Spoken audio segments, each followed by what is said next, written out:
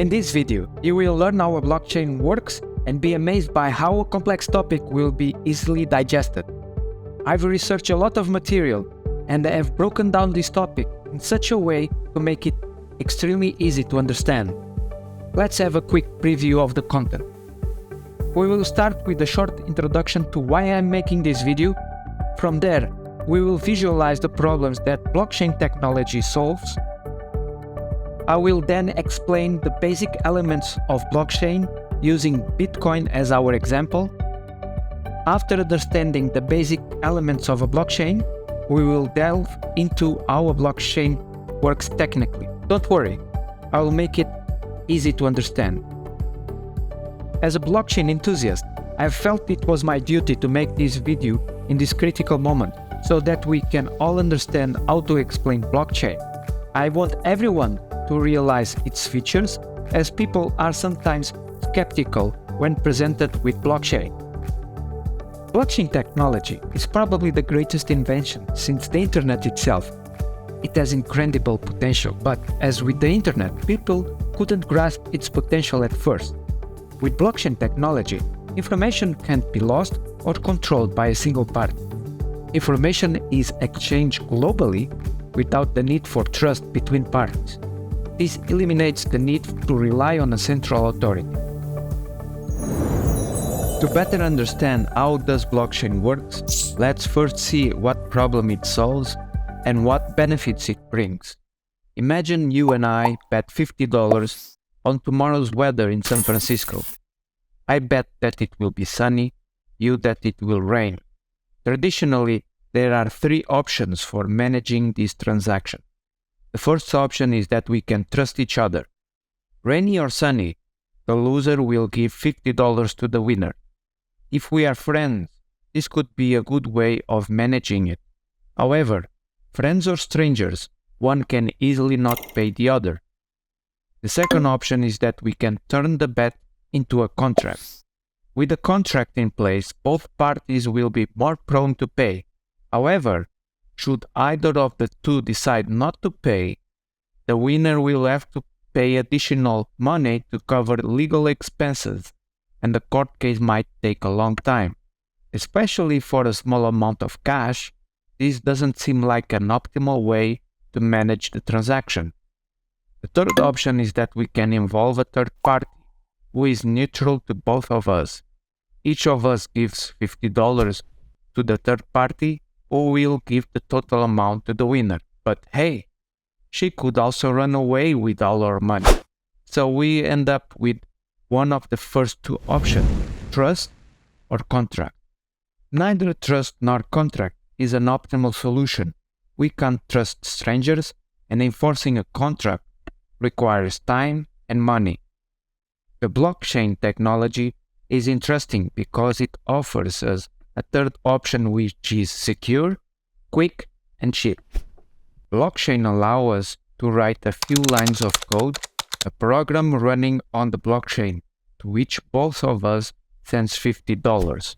This program will keep the $100 safe and check tomorrow's weather automatically on several data sources. Sunny or rainy, the contract will automatically transfer the whole amount to the winner. Both parties can review the contract logic, and once it's running on the blockchain, it can't be changed or stopped.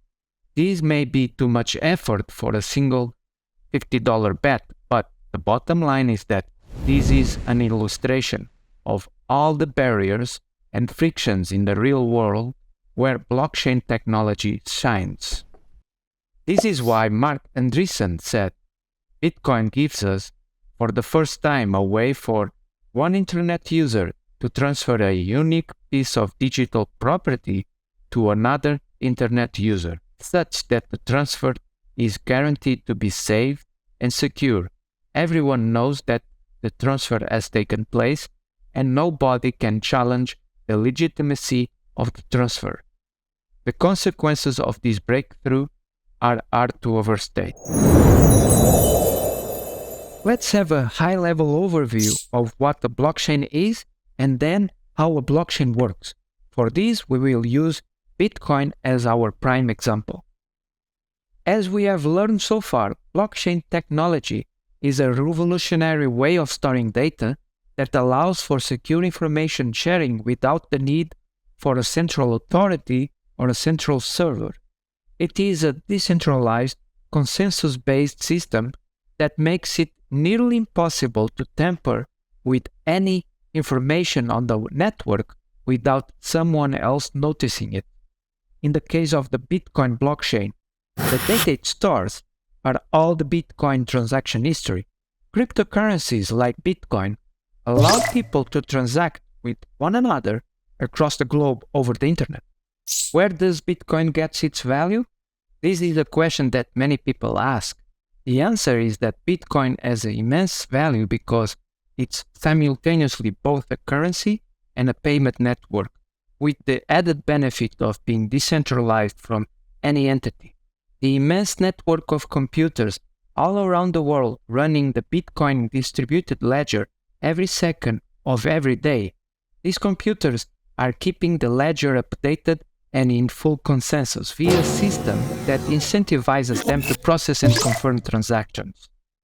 The system or technology that Bitcoin runs on is called the blockchain, a modern version of an old-fashioned bookkeeping ledger.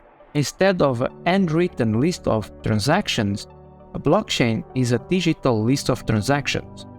A block is a bundle of transactions, so think of it as a page of transactions in the old-fashioned ledger. A blockchain is just the whole series of blocks, the same as a whole series of pages in the old-fashioned ledger. Easy, huh? Cryptocurrencies are much more secure than traditional bank accounts or credit cards because they have a public key and a private key. It's like having two account numbers, one for deposits and another one for withdrawals.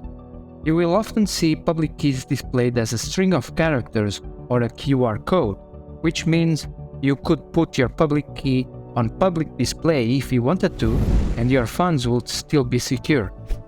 The only thing other people can do with your public key is to send funds to you.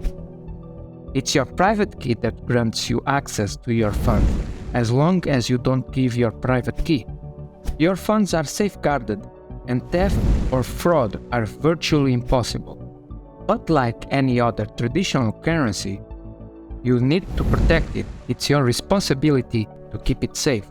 Remember, cryptocurrencies are more advanced and sophisticated than our traditional financial system. Now that we know the basic components of a blockchain, let's see how it works. The Bitcoin blockchain exists in every single one of the millions of computers on a peer-to-peer network as exact copies of each other. For this example, we will use a small network of computers so that you can really see how a blockchain works. Let's follow Bob's Bitcoin transaction. It first appears on the network in a pool of unconfirmed transactions along with thousands of others from all around the world. Millions of computers from the network gathered unconfirmed transactions and placed them in their own draft blocks. These computers are creating draft blocks constantly in the hope that theirs will be the next one to be added to the official chain. A new block is added to the Bitcoin blockchain every 10 minutes or so, when one of these computers wins the right to have its block recognized as the next in the chain. The winning computer is rewarded with the price of newly created Bitcoins, and that's the incentive. The way a computer wins the prize is by trying to guess the answer to an extremely difficult math problem. The problem is so difficult that even with millions of computers making guesses billions or even trillions of times per second, it takes roughly 10 minutes to find the answer. This is known as the proof-of-work consensus algorithm. Once one of the computers guesses the correct answer and wins, all the other computers on the network that did not win are instructed to discard their work. They now have to update the ledger with the block from the winning computer and start again with a new math problem. In doing so, the computers use a lot of power and cost to run. So why do they do it? Because it can be very profitable. This is where the terms mining for bitcoins, proof of work mining, comes from. Instead of striking gold by mining for precious metals in the wilderness, these computers are hoping to strike Bitcoin by mining for numbers on the blockchain. It is important to note that when these millions of computers are selecting transactions to go into their draft blocks, they are not all selecting the same transactions, and not all the blocks are the same size. Some blocks contain more transactions while others contain less. When blocks are thrown away, the transactions that they contain go back into the pool of unconfirmed transactions. This means that the probability of a transaction being confirmed and staying in the order it was confirmed is not absolute, but becomes more of a certainty every 10 minutes as new blocks are added to the blockchain. For very large transactions, it is recommended that you wait for 6 or more blocks, about 60 minutes, to be certain that the payment is permanent. Why is it so slow? Why is it Bob's transaction taking several minutes to be confirmed? Interestingly, the system is slowed down on purpose, and here's why. With the insane difficulty of guessing the answer to the math problem, you will think that the odds of 2 or more computers winning at the same time are highly improbable, but it happens quite often. This is called a soft fork, and when it occurs, all the computers in the peer-to-peer network receive both of the winning blocks and are instructed to create a new block that will chain to the block they received first. But because of varying internet connection speeds, different computers receive different winning blocks at different times. The tie is broken roughly 10 minutes later when one of the computers solves the new math problem and its block is added to the ledger and the longest chain wins. But what happens to the blocks on the other side of the fork? They are discarded along with all the transactions they contain, which go back into the pool of unconfirmed transactions.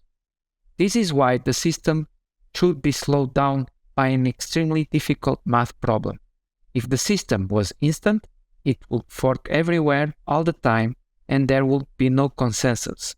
In other words, no one would know which ledger or blockchain is the correct one, and every computer will be busy building a different block to create yet another fork. That's why the Bitcoin blockchain requires this proof-of-work consensus algorithm. The bottom line is that the slowness and immense amount of computing power is required to keep the Bitcoin blockchain in full consensus. As more computing power is added to the network, the system automatically adjusts to increase the difficulty of solving the math problem so that on average a block is mined every 10 minutes. As you can see, a blockchain is simply a data structure designed in such a way to support distributed ledgers in a decentralized fashion without the need of a central server or authority, and thus without a single point of failure. Bitcoin has been one of the most successful cryptocurrencies to date because it was designed to have several desirable features. It's open and permissionless. It's decentralized and censorship resistant. It's secure and immutable. It's global and it's a game changer. However, this technology has caught the attention of many recently, and central banks and governments around the world are looking into this technology to create centralized cryptocurrencies that can be used to control us. These centralized versions of cryptocurrencies can be even used to track every detail of our lives. Let's deep dive and learn more about how Bitcoin works. So, what is the extremely difficult math problem that we have been speaking about? It's a cryptographic problem. In fact, these digital currencies rely so much on cryptography, hence the name cryptocurrencies. You may be wondering what cryptography is.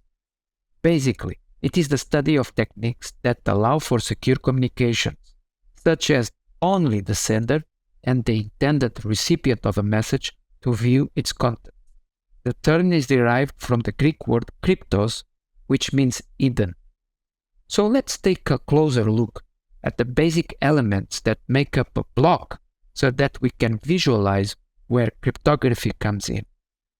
Each block contains some data, the hash of the block, the hash of the previous block, and a nonce. The data stored inside of a block can vary depending on the use case of the blockchain. For example, the Bitcoin blockchain stores the details of a transaction, such as the sender, receiver, and the amount of coins sent. A block has a hash. You can compare a hash to a fingerprint. It identifies a block and all its contents, and is always unique, just as a fingerprint. Bitcoin uses SHA-256 as its hashing function, which has several properties that make it secure. One of its security properties is the avalanche effect, in which the modification of very few letters in the input causes a big change in the output, or conversely, drastically different strings produce similar hash values. This effect causes hash values to give no information about the input string, such as its original length. Regardless of the size of the original data set or input, the hash generated by a hashing function will always produce the same length, 256 bits in the case of SHA-256. The hashing function is a one-way function. It cannot be used to get the original data. Only check that the data that generated the hash matches the original data. Generating a hash for a set of Bitcoin transactions will be trivial for a modern computer.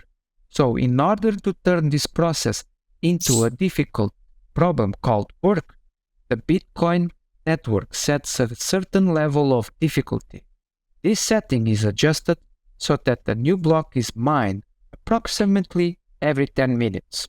Setting difficulty is accomplished by establishing a target for the hash. The lower the target, the smaller the set of valid hashes, and the harder it is to generate one.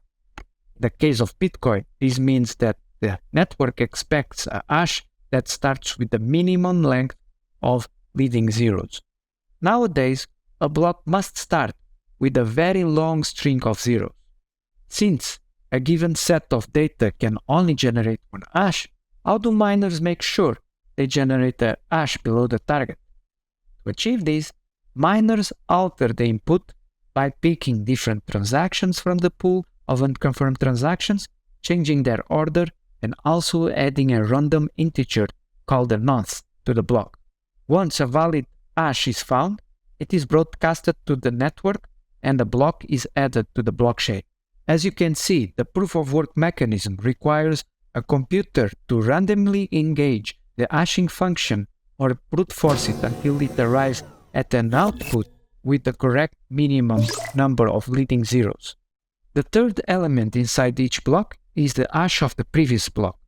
This effectively creates a chain of blocks, and it's this technique that makes a blockchain so secure. Let's take an example. Here we have a chain of 4 blocks. As you can see, each block has a hash and the hash of the previous block. So, block number 4 points to block number 3, and block number 3 points to block number 2, and so on. Now, the first block is a bit special because it cannot point to the previous block. We call this the genesis block. Now, let's say you tamper and change the second block. This will cause the hash of that block to change as well. In turn, this will make block number 3 and all the following blocks invalid because they no longer store a valid hash to the previous block.